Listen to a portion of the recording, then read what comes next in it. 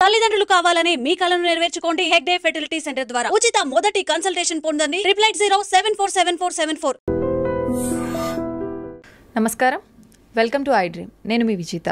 ప్రస్తుతం మనతో పాటు ఉన్నారు ఇస్కాన్ టెంపుల్ నుంచి ప్రణవానంద ప్రభుజీ గారు. ప్రభుజీ ఎప్పుడు మనతో మాట్లాడినా కూడా ఎన్నో మంచి మంచి విషయాలను, కృష్ణుడికి సంబంధించిన విషయాల గురించి అయితే ఏంటి, కృష్ణ లీలల గురించి అయితే ఏంటి, ఆధ్యాత్మిక మార్గంలో మనం వెళుతున్నప్పుడు ఎటువంటి నియమాలు పాటించాల్సి ఉంటుంది, అసలు ఆధ్యాత్మిక మార్గంలో ఎందుకు వెళ్లాల్సి ఉంటుంది, ఇలాంటి ఆసక్తికర విషయాలన్నింటినీ మనకు తెలియజేస్తూనే ఉంటారు.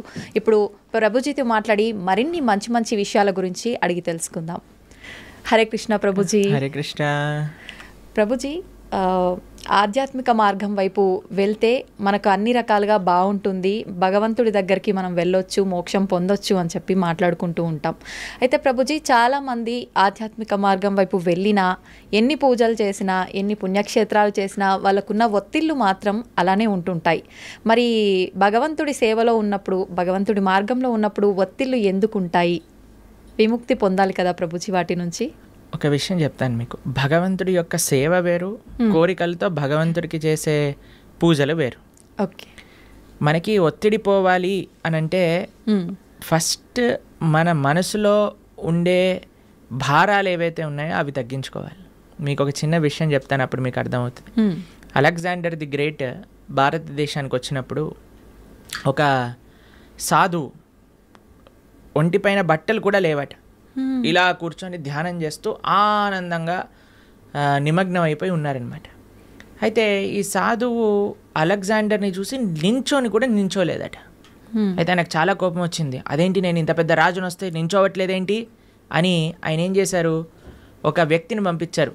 ఆయన నించోమని చెప్పు అని అన్నారనమాట. ఆయన వెళ్ళారు. నేను ఎందుకు నించుంటా అని అన్నాడు. ఈయన హాయిగా అలా మళ్ళీ తపస్సు చేసుకుంటున్నాడు అనమాట. అలెగ్జాండర్ స్వయంగా వచ్చారు ఆయన దగ్గరికి. వచ్చి ఆయనతో అన్నారట, అయ్యా నా దగ్గర ఇంత సామ్రాజ్యం ఉంది, అయినా సరే నాకు భారంగా ఉన్నది, నీ దగ్గర బట్టలు కూడా లేవు, అయినా సరే నువ్వు ఇంత ఆనందంగా ఎలా ఉన్నావు, ఇంత ఆనందం నీ ముఖంలోనే కనిపిస్తూ ఉంది, ఎందుకింత వర్చస్సు, ఎందుకింత తేజస్సు, ఎందుకింత ఆనందం నీ దగ్గర ఉంది అని అడిగారట. అయితే ఈయన అన్నారట, ఒక చిన్న రాయి, ఇంతే రాయి కింద నుంచి తీసుకొని అలెగ్జాండర్ అన్నారట, ఇది నువ్వు పట్టుకోవచ్చా?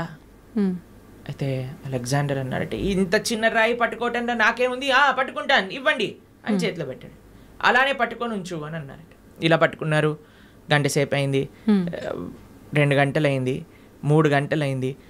అలా టైం పెరుగుతూ ఉండేసరికి ఆయన చేతి మొత్తం కూడా ఎంత హెవీగా అనిపించిందంటే అంత హెవీగా లాస్ట్ కింద పడేశారు.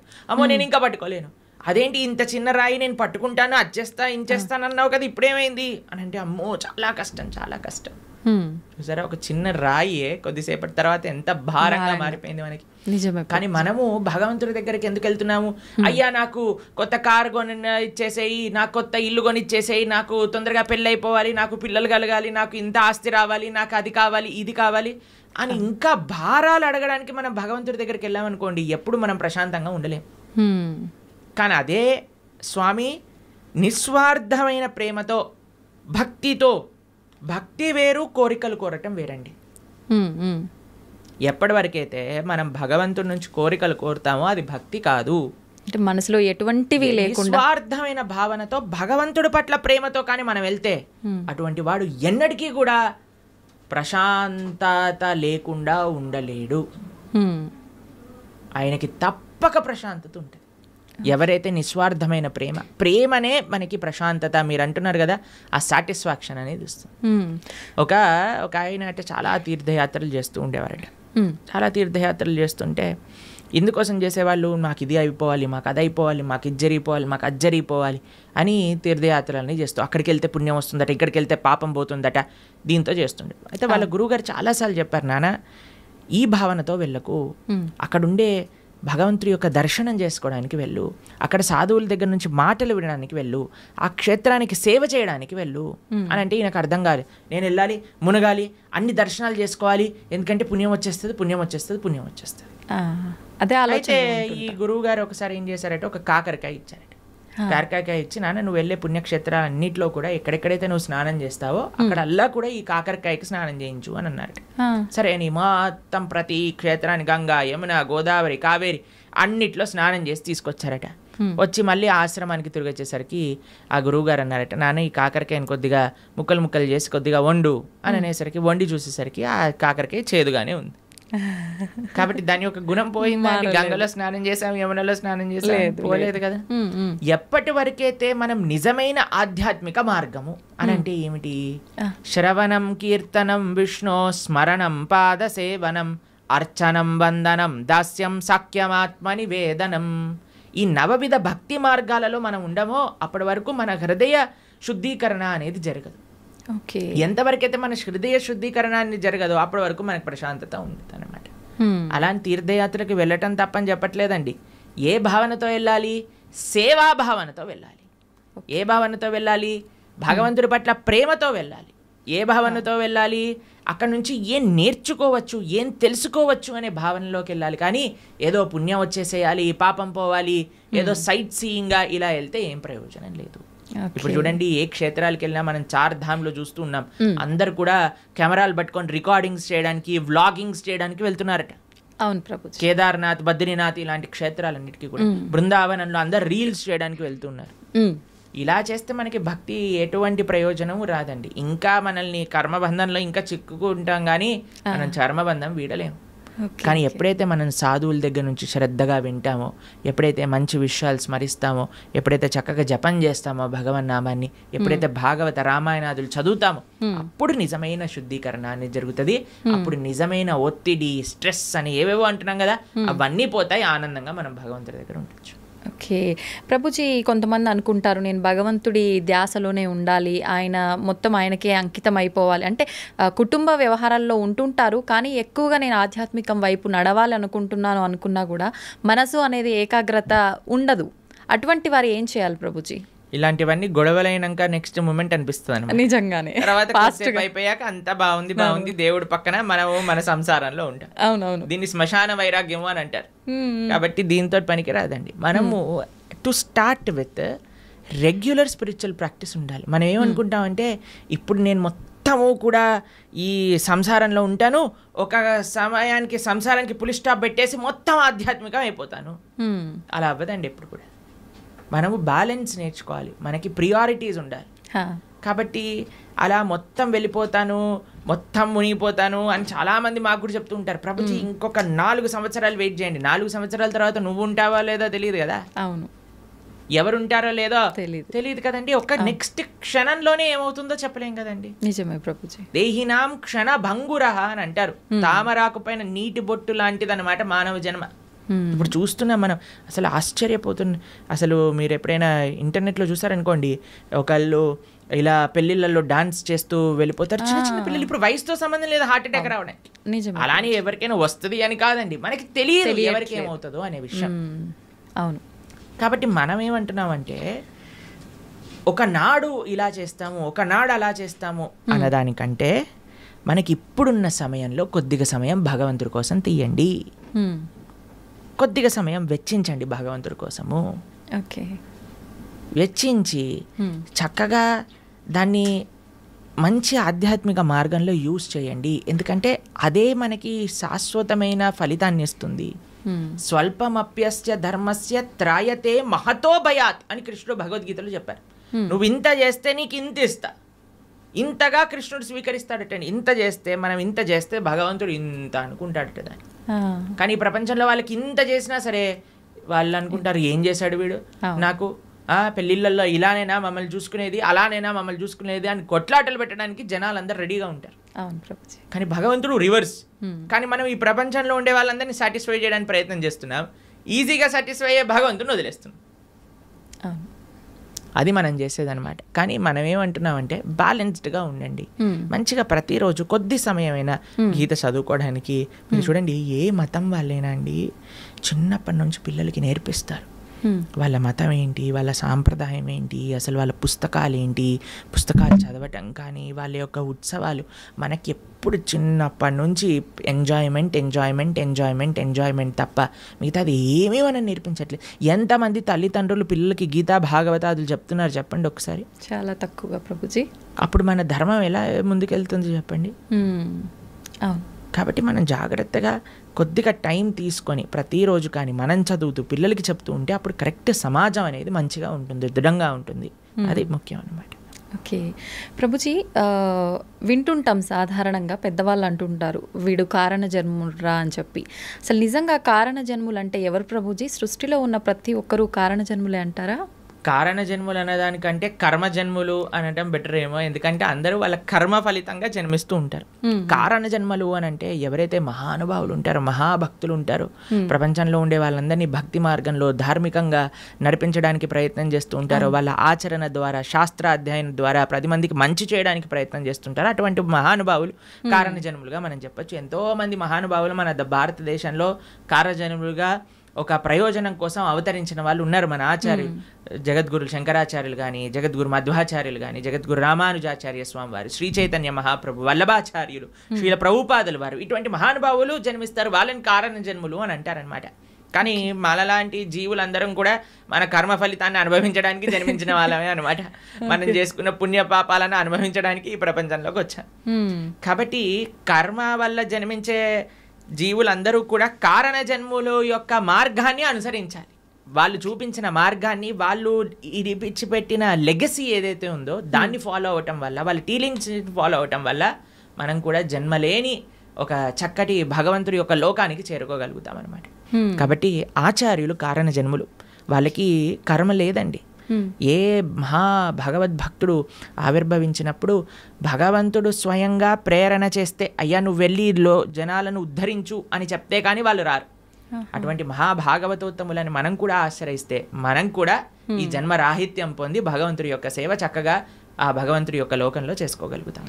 ప్రభుజీ, ప్రతి ఒక్కరికి కూడా ముందు జన్మకు సంబంధించిన వాసనలను బట్టి పాపపుణ్యాలు ఉంటాయి కదా, మరి వాళ్ళకు అంత గత జన్మలకు సంబంధించిన ఉంటాయి కదా, మరి వాళ్ళకి ఎందుకు ఉండవు కర్మలు? ఆచార్యులక మహాభాగవతోత్తములక, ఎందుకంటే వాళ్ళు భగవంతుడు పంపిస్తే ఈ ప్రపంచంలోకి వచ్చిన వాళ్ళు. వాళ్ళందరూ కూడా భగవంతుడి యొక్క లోకంలో ఉండేవాళ్ళు అనమాట. అయ్యా నువ్వు ఉద్ధరించడానికి వెళ్ళు అని వాళ్ళని పంపిస్తే వాళ్ళు వచ్చి మనల్ని ఉద్ధరించడానికి ప్రయత్నం చేస్తారు.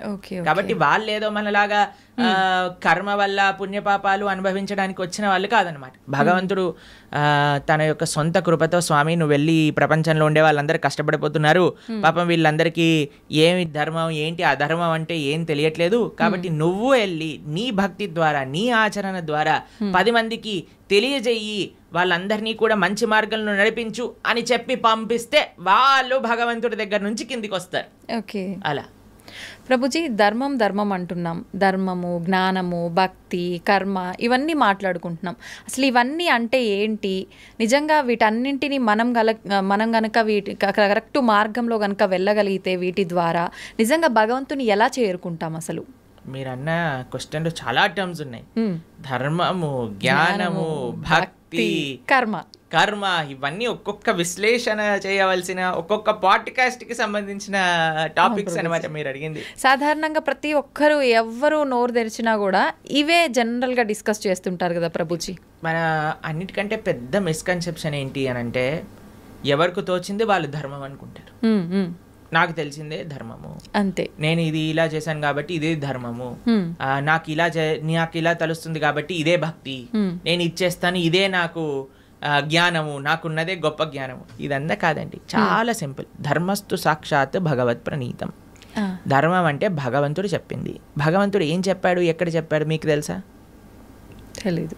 భగవంతుడు అసలు ఏం మాట్లాడారు, అసలు ఏం చెప్పారు అనే విషయం తెలుసా మనకి? భగవంతుడు చెప్పింది భగవద్గీత. మనకి బేసిక్ ధర్మం. ఎవరైనా అనుకున్నారనుకోండి, అరే నాకు మన సనాతన ధర్మంలో చెప్పిన ధర్మం ఏంటి తెలుసుకుందాము అని అనుకుంటే వాళ్ళు అసలు ఏం చదవాలి? భగవద్గీత చదవాలి ప్రభుజీ. భగవద్గీత కంపల్సరీగా చదవాలి మన సనాతన ధర్మంలో. ఎందుకంటే అది ప్రస్థానత్రయములో ఒక పుస్తకం. అన్నిటికంటే మెయిన్ ఫిలాసఫికల్ అండర్స్టాండింగ్, అసలు ధర్మం అంటే ఏమిటి అని తెలుసుకోవడానికి, సనాతన ధర్మం అంటే ఏమిటి తెలుసుకోవడానికి భగవద్గీత తప్పకుండా అధ్యయనం చేసి ఉండాలి. ఎంతమంది హిందువులు భగవద్గీత చదివిన వాళ్ళు ఉన్నారు చెప్పండి? ఎంతమంది అధ్యయనం చేసిన వాళ్ళు ఉన్నారు చెప్పండి? చాలా మందికి ఇంట్రెస్ట్ ఉందండి. ఎందుకంటే కాలం వాళ్ళైతే చదువుతుంటారు. మీరు అలా అనుకుంటున్నారు. మేము ఇప్పుడు భగవద్గీత నేర్పిస్తున్నప్పుడు 3rd క్లాస్ పిల్లల నుంచి 10th క్లాస్ పిల్లల వరకు ఎంతోమంది పిల్లలు కూడా భగవద్గీత పూర్తిగా అధ్యయనం చేయడానికి రెడీగా ఉన్నారు, చేస్తున్నారు కూడా, ఎగ్జామ్స్ కూడా రాస్తున్నారు. పిల్లలు నోట్బుక్ పెట్టుకొని భగవద్గీత నోట్ డౌన్ చేసుకుంటుండే పిల్లలు చాలామంది మన దగ్గర ఉన్నారు. మా యూట్యూబ్ ఛానల్లో మేము భగవద్గీత చెప్పినప్పుడు సుమారుగా 10 లక్షల మంది వీక్షించారు. కాబట్టి ఉన్నారు జనాలు, కానీ ఆ అవేర్నెస్ ఇంకా పెరగాలి. అవును, భగవంతుడు చెప్పింది ధర్మం కానీ ఇక్కడ అక్కడ చెప్పింది ధర్మం కాదు, వీడు వాడు చెప్పింది ధర్మం కాదు. భగవంతుడు చెప్పిన ధర్మానే మనం మాట్లాడాలి. ఇప్పుడు మీరు అడగచ్చు, ప్రభుజీ మరి మీరు చెప్పింది ఎందుకు మేము వినాలి? ఎందుకంటే భగవద్గీతలో చెప్పినది మాత్రమే, భాగవతాది శాస్త్రములలో చెప్పినది మాత్రమే మేము ప్రస్తావన చేస్తాం. మా సొంతంగా ఒక్కటి కూడా అటు ఇటు కల్పించి చెప్పామనుకోండి, అది ధర్మం అవ్వదు అనమాట. ధర్మం అంటే భగవంతుడు చెప్పింది ధర్మము, అది చెప్పేవాళ్ళు ధార్మికులు, దాన్ని ఆచరించే వాళ్ళు ధార్మికులు. ఇది ముఖ్యమైన విషయం అనమాట. కాబట్టి ధర్మం అంటే ఏంటి? భగవంతుడు చెప్పింది ధర్మం. భగవంతుడు ఏమి చెప్తే అది ధర్మము. ఓకే. తర్వాత రెండవ విషయం మీరు అడిగారు, ఏంటి? జ్ఞానం. జ్ఞానం అంటే ఏంటి? భగవంతుడు గురించి తెలుసుకోవటమే జ్ఞానం. ఎవరైతే భగవంతుడి గురించి తెలుసుకుంటారో, భగవంతుడు చెప్పింది భగవద్గీత అనుకున్నాం, మరి భగవంతుడి గురించి తెలుసుకోవాలంటే ఏ పుస్తకం చదవాలి? భాగవతం చదవాలి. భాగవతం భగవంతుడి గురించి చెప్పేది, భగవద్గీత భగవంతుడు చెప్పినది. ఈ రెండూ కానీ మనం చదువుకున్నాం అనుకోండి, మనకి భగవంతుడు అంటే ఏమిటి, అసలు భగవంతుడు మనల్ని ఎందుకు సృష్టించారు, అసలు మన కర్తవ్యములేంటి, భగవంతుడిని ఎలా పొందాలి, భగవంతుడికి మనకి ఉండే సంబంధం ఏంటి, అన్ని విషయాలు అర్థమైపోతాయి అన్నమాట. కాబట్టి జ్ఞానము ధర్మము ఈ రెండు మనం విన్నాం. తర్వాత మూడవది మీరు అడిగినారు భక్తి. భగవంతుడిని చేరే మార్గమే భక్తి. భగవంతుడిని చేరుకోవడానికి ఎన్నో మార్గాలు ఉన్నాయి. అన్నిటికంటే సులభమైనది, అన్నిటికంటే శ్రేష్టమైనది, అన్నిటికంటే ఆనందకరమైనది, అన్నిటికంటే సులభమైనది, అన్నిటికంటే మహోన్నతమైనది ఏదన్నా ఉంటే అది భక్తి మార్గము. తర్వాత లాస్ట్ మీరు అడిగింది కర్మ. మనం చేసే దాన్ని అన్నిటికీ కూడా మనకి రివర్స్లో మరి చేసిన దాన్ని వస్తుంది. ఇది బేసిక్ డెఫినేషన్. కర్మ ఈజ్ వెరీ కాంప్లికేటెడ్, కానీ మనం చేసిన దాని నుంచి మనం తప్పించుకోలేము. ఇది గుర్తుపెట్టుకోవాలి. మనం చేసిన పుణ్యము మనకు వస్తుంది, మనం చేసే పాపము మనకు వస్తుంది, మనం చేసిన భక్తి యొక్క సుకృతి కూడా మనతో పాటు ఉంటుంది. ఇది అర్థం చేసుకోవటం కర్మ. ఇది చాలా డీప్ విషయాలు. మళ్ళీ ఎప్పుడైనా మనకి సమయం ఉన్నప్పుడు కర్మ గురించి, జ్ఞానం గురించి, భక్తి గురించి, అలానే ధర్మం గురించి ఇంకా మనం డీప్గా డిస్కస్ చేసుకోవచ్చు అనమాట. ప్రభుజీ, భక్తి అంటున్నాం. అసలు భక్తి అంటే భగవంతుడికి శరణాగతి చేయడమే అంటారా ప్రభుజీ? సర్వధర్మాన్ పరిత్యజ్య మామేకం శరణం వ్రజ. కరెక్ట్. భక్తి అంటే భగవంతుడికి శరణాగతి చేయడం. అసలు శరణాగతి అంటే ఏంటి? స్వామి నీవు నచ్చింది చెయ్యి, నీకు నచ్చింది, నీకు ఏది కరెక్ట్ అనిపిస్తే అది చెయ్యి. ఒక బేసిక్ ఆస్పెక్ట్ ఆఫ్ శరణాగతి ఏంటి అని అంటే భగవంతుడి పట్ల మనం డిమాండ్ చేయకూడదు, నాకు ఇది మంచిది ఇదే చేయాలి నువ్వు. అలా కాదు, అయ్యా నువ్వు ఏం చేసినా సరే నాకు మంచే చేస్తావు అని మన మనసులో ఉండే భావన. అవశ్య రక్షివ కృష్ణ, నువ్వు తప్పకుండా నన్ను రక్షిస్తావు స్వామి, నువ్వేం చేసినా కరెక్టే చేస్తావు, కాబట్టి నువ్వు నచ్చిందే చెయ్యి తండ్రి అని ఫస్ట్ అన్నిటికంటే బేసిక్ విషయం చెప్తున్న శరణాగతిలో. కనీసం ఇది భగవంతుడి దగ్గర అనగలగాలి. కానీ భగవంతుడి దగ్గరికి ఇప్పుడు పూజలు, వ్రతాలు, నోములన్నీ స్టార్ట్ అయిపోతున్నాయి కదా. ఈ నోములో ఇది చేస్తే నాకు ఈ ఫలితం వస్తుంది, ఏ నోము చేస్తే నాకు ఏ ఫలితం వస్తుంది, ఈ స్తోత్రం చదివితే నాకు ఇది అవుతుంది, ఆ పూజ చేస్తే నాకు అది అవుతుంది, ఇన్ని వారాలు ఇది చేస్తే నాకు ఇది అయిపోతుంది. సారీ సార్, ఇది భక్తి కాదు, ఇది కేవలం పూజ, ఆరాధన కాదు. పూజ చేస్తే పుణ్యం వస్తుంది, ఆరాధన చేస్తే భగవంతుడి యొక్క కృప, భగవంతుడి పట్ల ప్రేమ పెరుగుతుందన్నమాట. కాబట్టి తిరువారాధన అని మనము భగవద్భక్తి సాంప్రదాయంలో అంటాం. స్వామి యొక్క ఆరాధన అనేది యూజ్ చేస్తాం. ఆరాధన అంటే ఎప్పుడైతే ప్రేమ ఉంటుందో, అక్కడ ఎటువంటి అపేక్ష ఉండదో అది ఆరాధన అవుతుంది. కానీ నాకు ఇది కావాలి అని మనం చేస్తే అది పూజ అవుతుంది, దానివల్ల పుణ్యం మాత్రమే వస్తుంది, భక్తి రాదు. కాబట్టి మీరు అన్నట్టుగా భగవంతుడి యొక్క పూజ చేయటము లేదా భగవంతుడి యొక్క ఆరాధన చేయడం యొక్క అన్నిటికంటే గొప్ప ఫలితం ఏంటి అని అంటే భగవంతుడికి శరణాగతి చెయ్యుట. స్వామి, నేను నీ వాణ్ణి, నీకు చెందినవాణ్ణి, నువ్వు నాకు ఏం చేసినా సరే అది తప్పకుండా కరెక్టే చేస్తావు అని భగవంతుడికి కంప్లీట్ శరణాగతి, శ్రీకృష్ణ భగవానుడికి కంప్లీట్గా శరణాగతి చెయ్యుట, దాన్నే భక్తి అని అంటారు. చాలా కరెక్ట్గా చెప్పారు మీరు. ఆ భావన చాలా శ్రేష్టమైన భావన, అందరూ అలవర్చుకోవాల్సిన భావన అది. ప్రభుజీ, ఒక జీవి ముక్తి పొందాలి అంటే మీరు చెప్పినట్టుగా భగవంతుడికి శరణాగతి చేస్తే ముక్తి పొందొచ్చు అంటారా? అదే మార్గం భగవంతుడి దగ్గరికి వెళ్ళడానికి, భగవంతుడి యొక్క సేవ చేయడానికి మార్గమే భక్తి శరణాగతి. ఇంకే మార్గం లేదు. భగవంతుని చేరుకోవడానికి అన్నిటికంటే ఈజియెస్ట్ మార్గం, అన్నిటికంటే బెస్ట్ మార్గం ఏదన్నా ఉంటే అది భక్తియే. ఆ భక్తి తప్ప సమాశ్రితాయై పదపల్లవప్లవం మహత్పదం పుణ్య యశోమురారే భవాంబుదిర్వత్స పదం పరం పదం పదం పదం యద్విపదాం న తేషాం అని అంటారు. సమాశ్రితాయై అంటే శరణాగతి చేయటం.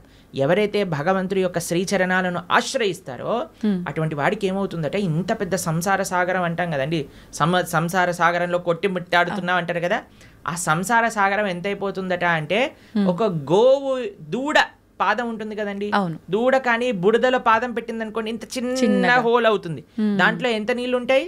తక్కువగా ఉంటాయి. అన్ని నీళ్ళు అయిపోతుందంటే ఈ సంసార సాగరం మొత్తం ఎవరైతే భగవంతుడికి శరణాగతి చేస్తారు. అంత నీటిని ఎంత సులభంగా దాటొచ్చండి, ఒక పాదం పెడితే సరిపోతుంది, దాటి అంతే. అలా సంసారాన్ని దాటేయచ్చట ఎవరైతే భగవంతుడి యొక్క పాదాలకు శరణాగతి చేస్తారు. కాబట్టి ముక్తి కావాలి, భగవంతుడి దగ్గరికి వెళ్ళి భగవంతుడి యొక్క సేవ చేసుకోవాలి అని అనుకున్న వాళ్ళకి ఏకైక మార్గం ఏమిటి అని అంటే అది భక్తి శరణాగతి మాత్రమే, ఇంకా ఏ మార్గము పని చెయ్యదు. ఓకే ప్రభుజీ, మోక్షం అంటుంటాం, ముక్తి మోక్షం ఒకటేనా? ఇవి రెండూ కూడా భగవంతుని చేరుకోవడాన్నే ముక్తి మోక్షం అని అంటారా? ఎస్, ముక్తి మోక్షము అని అంటే చాలా మందికి ఒక మిస్కన్సెప్షన్ ఏముంటుంది అని అంటే భగవంతుల్లోకి వెళ్ళి కలిసిపోవటము అని అనుకుంటారు, ఐక్యం అయిపోవటము అని అంటారు. చాలా మంది ఈ మాట వాడుతూ ఉంటారు అనమాట. ఐక్యం అయిపోవాలి భగవంతుడి లోపల. మనం ఏమి భగవంతుడి లోపల ఐక్యం అవ్వడానికి పుట్టలేదండి. జీవులం అందరూ కూడా జీవేర స్వరూప హోయ్ కృష్ణేర నిత్య దాస్, మనందరం కూడా భగవంతుడి యొక్క సేవ చేయడానికి ఉన్నాం.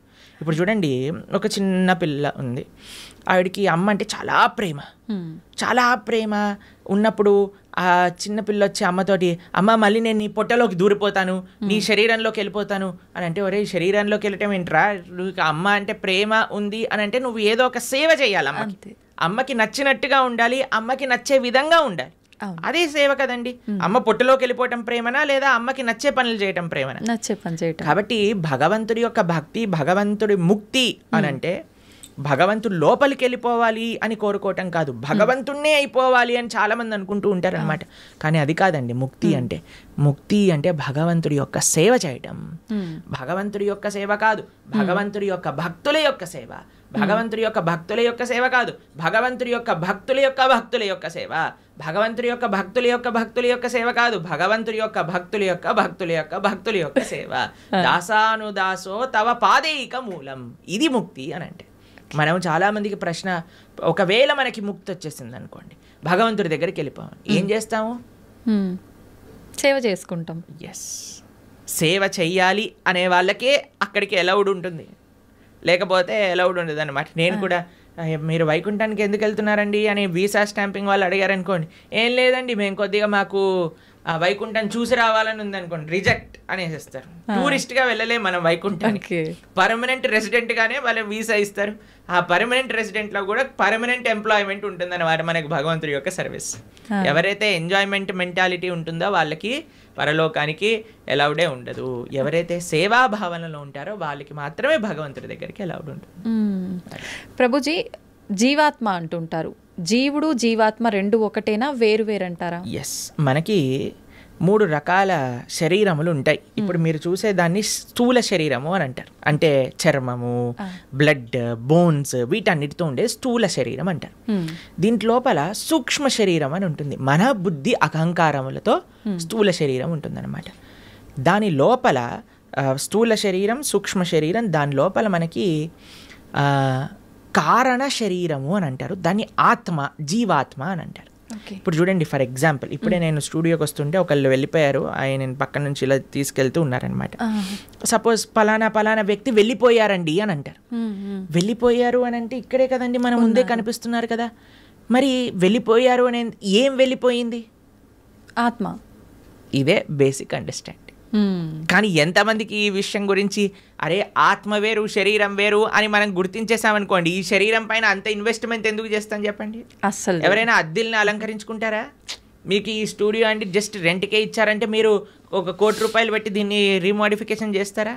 లేదు, ఆలోచిస్తాం ప్రభుజీ, ఖచ్చితంగా ఆలోచిస్తాం. ఎప్పుడైతే మన సొంత ఇల్లు ఉంటుందో అక్కడ అలంకరించుకుందాం అని అనుకుంటారు కదా.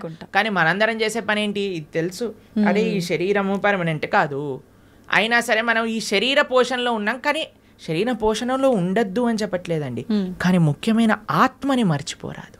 అది అన్నిటికంటే ముఖ్యం.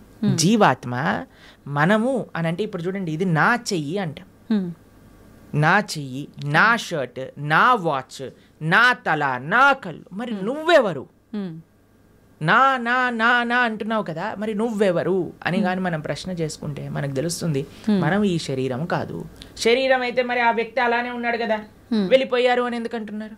జీవులం మనం, మనందరం కూడా ఆత్మ, అదే జీవాత్మ అంటారు. కేవలం ఈ మూడే కాదండి, ఇంకొక ఆయన కూడా మన శరీరంలో ఉన్నారు, ఆయన పరమాత్మ. మన హృదయంలో, హృదయ స్థానంలో ఇద్దరుంటారు వ్యక్తులు, జీవాత్మ పరమాత్మ, ఇద్దరు.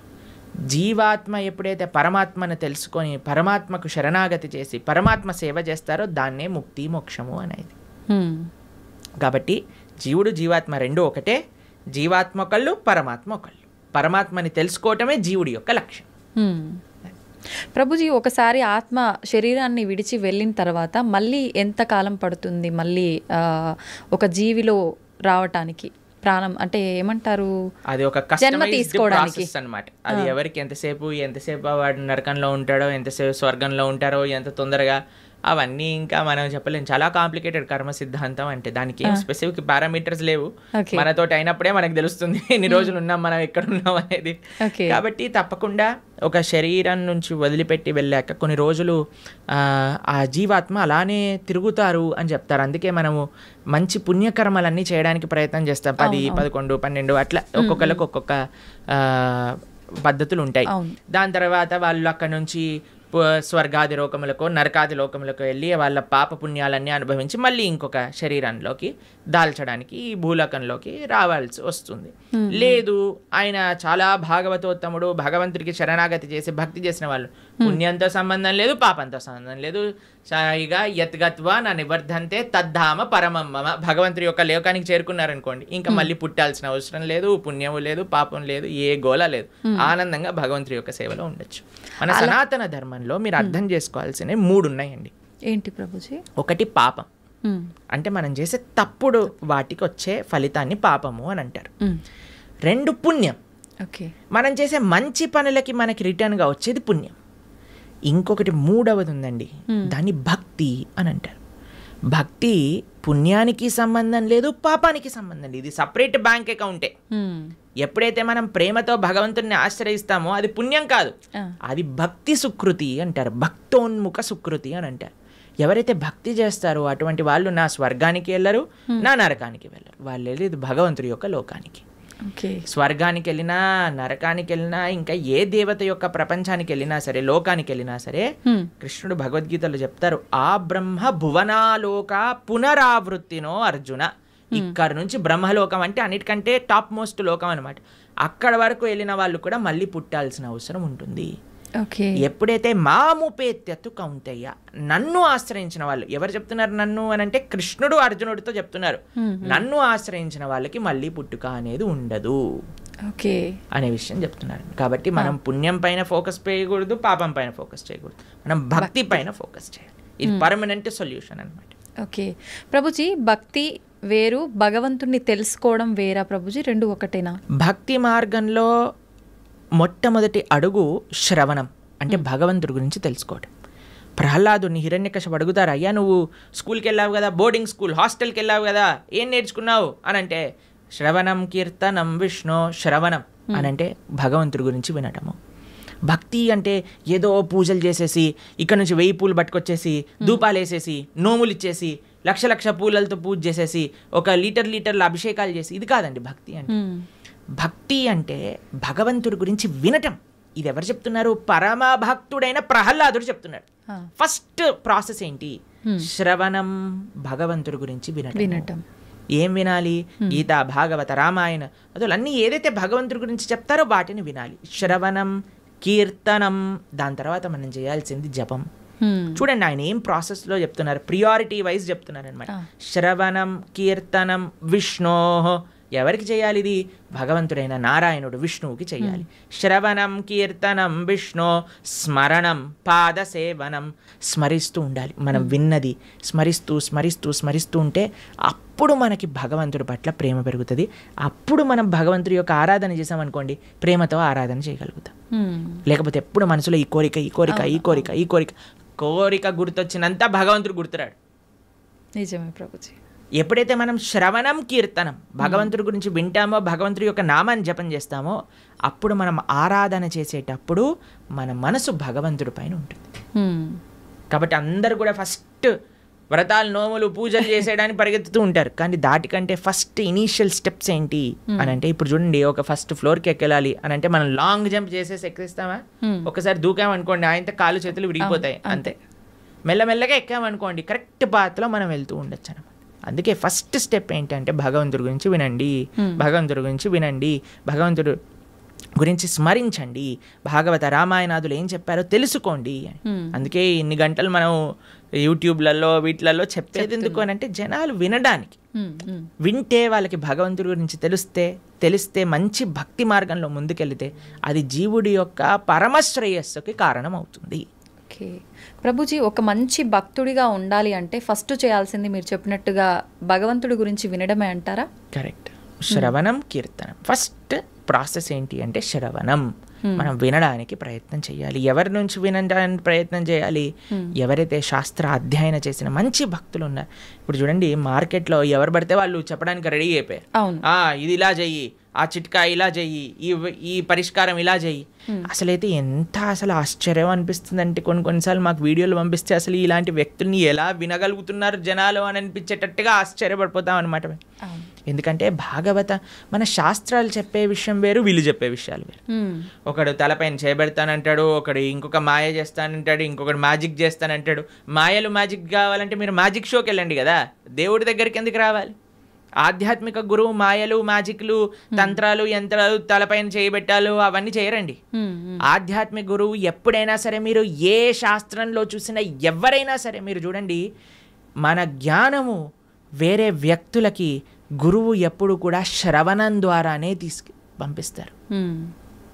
రామ లక్ష్మణులు కూడా విశ్వామిత్రుల దగ్గర నుంచి శ్రవణం చేసి జ్ఞానాన్ని సంపాదన చేసుకున్నారు.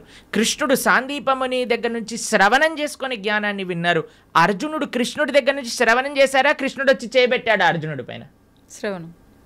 కాబట్టి భగవంతుడిచ్చిన మార్గము శ్రవణం. మన జ్ఞాన సముపార్జన చేయాలి. మనకి ఏదో అయిపోవాలని మన ధర్మంలో కొంతమంది మనల్ని మోసం చేసే, ఇప్పుడు చూడండి, ఎవరికైతే మోసపోవాలని ఉంటుందో వాళ్ళని మోసం చేసే వాళ్ళు రెడీగా ఉంటారు మార్కెట్లో. మన ధర్మంలో మోసాలు చేసేవాళ్ళు తక్కువ అని మనం చెప్పడానికి వీలు లేదు, ఉన్నారు. ఎందుకంటే మనకి ఆ మోసపోయే ప్రవృత్తి ఉన్నది కాబట్టి. ఇది కాకుండా ఇతర మతాల వాళ్ళైతే ఇంకా పీక్స్కి వెళ్ళిపోయారనమాట.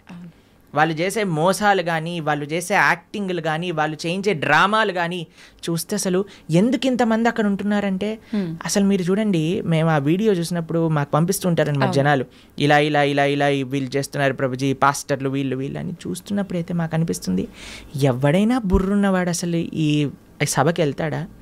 అసలు వీక్షిస్తాడా? వేలాది మంది అక్కడ కూర్చొని వీక్షిస్తున్నారు అంటే వీళ్ళందరూ మోసపోవడానికి రెడీగా ఉన్న వాళ్ళనే కాబట్టే కదండి మోసం చేస్తుంది. వాడు ఇంటికి వెళ్ళాక అనుకుంటున్నాడు, అసలు వీళ్ళు ఎంత మూర్ఖులు, అసలు ఎలాంటి వ్యక్తులు వీళ్ళు, నేను చేసే యాక్టింగ్లకి చప్పట్లు కొట్టటాలు, అరవటాలు, ఇలాంటి వాళ్ళు ఉన్నంత వరకు మోసాలు ఆపలేమండి. మన లోపల ఒక జాగరూకం కావాలి. నేను శాస్త్రాన్ని నమ్ముతా, భగవంతుడి యొక్క తత్వాన్ని అధ్యయనం చేస్తా, కానీ మ్యాజిక్ల వల్ల, ఏమంటాం, మీరు చేతులు పెట్టడాల వల్ల, ఏవో సృష్టించటం వల్ల, ఏదో మన జీవితంలో ఏదో మంచి జరిగిపోవటం వల్ల, దానివల్ల ఏది వచ్చే ప్రయోజనం లేదండి. ఈరోజు మంచి జరుగుతుంది, రేపేం జరుగుతుంది? జీవుడి యొక్క పరమశ్రేయస్సు భగవంతుడి గురించి తెలుసుకోవటం. మనందుకే మేము ఎక్కడికి వెళ్ళినా మొత్తుకునేది ఒకటే విషయం, ఇవన్నీ యొక్క ట్రాప్లో పడకండి. మన మానవ జన్మ ఎన్నో సంవత్సరాల తర్వాత మనకి రేర్గా దొరికిన ఈ అవకాశాన్ని మంచి మార్గంలో ఉపయోగించుకోండి అనే మేము అందరం ప్రార్థన చేస్తూ ఉంటాం అందరికీ కూడా. ఎందుకంటే మాకు అనిపించేది ఏంటి అంటే పాపం ఇలాంటి వాళ్ళ ట్రాప్లలో పడే వాళ్ళు చెడ్డవాళ్ళు కాదండి. భగవంతుడి గురించి తెలుసుకోవాలి అనుకుంటే కదా వాళ్ళు ఇలాంటి బాబాల దగ్గరికి లేదా ఇలాంటి వ్యక్తుల దగ్గరికి వెళ్ళేది. కానీ మేము అనుకునేది ఏంటి అంటే మంచి మార్గం కానీ వాళ్ళు తెలుసుకోగలిగితే వాళ్ళ జీవితం పండిపోతుంది. మన శాస్త్రం ఏం చెప్తుంది తెలుసా, ఇలాంటి చెడు వ్యక్తుల వల్ల వెళ్ళే వాళ్ళ పరిస్థితి ఎలా ఉంటుందట అంటే సగం మింగిన కప్పలాగా ఉంటుందట. పాము ఒక పెద్ద కప్పని పట్టేసుకుంటుంది. ఎంత పెద్దగా ఉంటుందంటే ఆ కప్ప లోపలికి మింగలేదు, బయటికి వదలలేదు. అలాంటి పరిస్థితులు చిక్కుకుపోతారు. కాబట్టి మీ అందరికీ మేము చేసే ప్రార్థన ఏంటి అంటే ఎవరైతే శాస్త్రాన్ని అధ్యయనం చేశారో, శాస్త్రపరంగా శాస్త్రసమ్మతంగా మాట్లాడతారో, ఎవరైతే వైదిక సనాతన ధర్మాన్ని ఆచరిస్తూ ఉన్నారో, ఇప్పుడు ఏంటంటే అండి కలియుగంలో ఎంతోమంది దేవుళ్ళని మ్యానుఫ్యాక్చర్ అయిపోయారు. ఎక్కడ చూసినా వీడి దేవుడు అంటాడు, వాడి దేవుడు అంటాడు, అందరినీ దేవుళ్ళు అనటం ప్రారంభం చేశాం. కానీ ఒక్క విషయం, భగవంతుడు అనేవారు ఎవరైనా ఉంటే అది వేదములు ప్రతిపాదన చేసిన వారు మాత్రమే. కాబట్టి శాస్త్రీయంగా ఎవరైతే ప్రామాణికంగా దైవము అని చెప్పారో వాళ్ళ గురించి తెలుసుకోవటం శ్రేయస్సు. ఆ శాస్త్రీయమైన గ్రంథాలను అధ్యయనం చేయడం శ్రేయస్సు. కానీ మొన్న ఒక 50 సంవత్సరాల ముందో 70 సంవత్సరాల ముందో పుట్టిన గ్రంథాలని మనం చదవాల్సిన అవసరం లేదు. మనం చదవాల్సిన ఏదన్నా వాంగ్మయం ఉంటే అది వ్యాసుడిచ్చిన వాంగ్మయం మాత్రమే.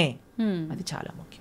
ఓకే ప్రభుజీ, మీరు చెప్పినట్టుగా అంటే వీటన్నింటినీ చదువుకుంటూ భగవంతుడి గురించి వింటూ అలా ఉంటే నిజంగా భగవంతుడి అనుగ్రహం పొందొచ్చు అంటారా? గుళ్ళకి పుణ్యక్షేత్రాలకి వెళ్ళకపోయినా కూడా భగవంతుడి యొక్క అనుగ్రహం పొందాలి అని అంటే భగవంతుడు చెప్పినట్టు నడుచుకోవాలి. మీకు ఒక విషయం చెప్తాను. మీకు మీ పిల్లలు ఉన్నారనుకోండి, మిమ్మల్ని చాలా బాగా చూసుకుంటూ మీరు చెప్పిన పని ఏమీ చేయకపోతే మీకు ఆనందం వేస్తుందా? లేదా మిమ్మల్ని బాగా చూసుకుంటూ మీరు చెప్పిన పనులన్నీ కూడా చేస్తే బాగా ఆనందం వేస్తుందా? లేదా మిమ్మల్ని బాగా చూసుకోకపోయినా జస్ట్ మీరు చెప్పిన పనులన్నీ చేస్తే బాగా ఆనందం వేస్తుందా? బాగా చూసుకోవాలి, చెప్పింది వినాలి, అప్పుడే ఆనందంగా ఉంటుంది కదా. అదే మనం చేయాలి. భగవంతుడు చెప్పినట్టుగా నడుచుకోవాలి, భగవంతుడి యొక్క ఆరాధన చేయాలి. అది నిజమైన మంచి జీవుడు లేదా మంచి సనాతన ధర్మానికి చెందినవాడు చేసే పని.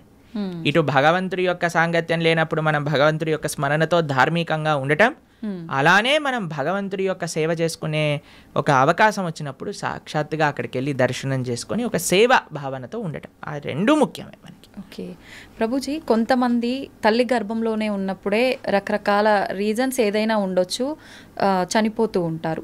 అది వాళ్ళ గత జన్మ కర్మఫలమే అంటారా, లేదంటే మరి ఇంకేమైనా రీజన్ అయి ఉంటుందంటారా? ఇప్పుడు కర్మ ఎలా పనిచేస్తుంది అంటే అండి, అన్నిటినీ మ్యాచ్ చేస్తుంది అనమాట ఎగ్జాక్ట్ పాయింట్కి. తల్లిదండ్రుల కర్మ ప్రకారం ఏం జరగాలి అది ఉంటుంది, జీవుడు వచ్చేవాడి కర్మలో ఏం జరగాలి అది కూడా ఉంటుంది. అన్నిటినీ కలిపి మ్యాచ్ చేసి ఒక దగ్గర పంపిస్తుంది. కాబట్టి ఇది ఎవరి కర్మ అని చెప్తే ఆ జీవుడు కర్మనే, అలానే ఆ తల్లిదండ్రుల యొక్క కర్మనే, అందరి కర్మ మిక్స్ అయ్యి పరివారము అని అంటేనే ఒకళ్ళ కర్మ ఒకళ్ళు నెగేట్ చేసుకోవడానికి పుట్టినవారు. Okay okay. కాబట్టి ఇప్పుడు ఈ జన్మలో భార్యాభర్తలు పిల్లలు ఎలా వచ్చారండి, ఎవరు చూస్ చేశారండి, మాకు ఎవరు పిల్లలు పుడతారని ఎలా మనం ఎలాంటి ప్రభావంతో మీరు ఎవరికైతే రుణం ఉందో, ఎవరైతే మిమ్మల్ని పోయిన జన్మలో పెంచారో వాళ్ళకి మీరు మళ్ళీ పిల్లలుగా పుట్టారనుకోండి, వాళ్ళని పెంచి ఆ రుణం పోతుంది అనమాట. లేదు మీకు ఎవరైనా శత్రువులు ఉన్నారనుకోండి, వాళ్ళు కూడా పిల్లలుగా పుట్టచ్చు. ఎందుకంటే వాళ్ళకి మనం చేసిన అపచారాలన్నీ కూడా వాళ్ళు ఇప్పుడు మనతో చేసి మన కర్మ నెగెట్ చేస్తూ ఉంటారనమాట. కాబట్టి అది ఒక పెద్ద కాంప్లికేటెడ్ కార్మిక్ సైకిల్. అది ఎవరి కర్మ ఎగ్జాక్ట్గా అని చెప్పడం, అందరి కర్మ కలిసి ఒక కుటుంబం ఏర్పడుతుంది. ఒకళ్ళ కర్మ ఒకళ్ళనొకళ్ళు నెగెట్ చేసుకుంటూ ఉంటారనమాట. అది కుటుంబం అంటే. ప్రభుజీ, వాళ్ళు కర్మ అనుభవించటానికే మరొక జన్మ తీసుకుంటున్నప్పుడు అంటే బయటికి వచ్చి అనుభవించాలి కదా, కడుపులోనే ఎందుకు అలా అవటం? కడుపులో అనుభవం ఉండదా?